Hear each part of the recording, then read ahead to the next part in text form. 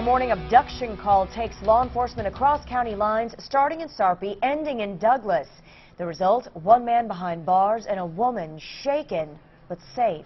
Good evening, I'm Brandy Peterson. I'm Rob McCartney. Police tracked down Dylan Doblin after they say he kidnapped his girlfriend, Nicole Swerko, from a daycare near 156th and Giles, and then stabbed her near 204th and Q.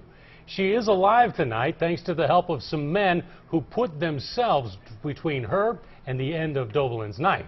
KATV News Watch 7's Dave Roberts live with those hero stories.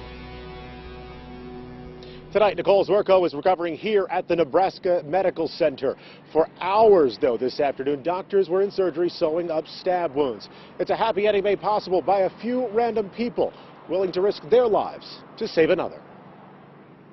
All of a sudden, the car lurched forward and the passenger door flew open and this woman fell out. Bob Bruckner just wanted to go fishing. Instead, he did some saving. Yeah, it was a scary ride. Bruckner wasn't alone in the effort. Meet Rick, Brandon, Nick, and Ralph, 4 Nebraska Furniture Mart employees on their way to install some carpet.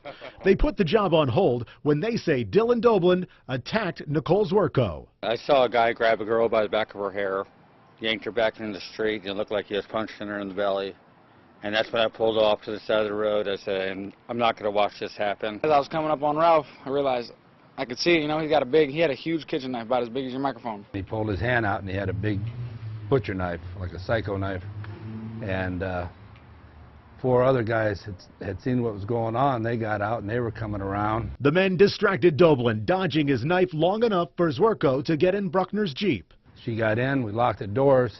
By that time, he was over to her side window with the knife, jabbing it at the window, trying to break the glass. If we wouldn't have stopped, if he wouldn't have came after these guys, that wouldn't have gave the old guy time to grab her up off the medium and get out of it. He was definitely wanting to kill her. And like I say, once she got in the vehicle and we took off and he come after us, then I knew that if we crashed, he's going to kill both of us. If we didn't distract him and that guy, didn't come with the Jeep, it could have, ended, yeah, exactly. After a violent chase, Bruckner says Doblin crashed into him, then ran into the woods. Both he and Swerko flagged down a passing van to escape. She's alive, and I'm alive. Everybody's good.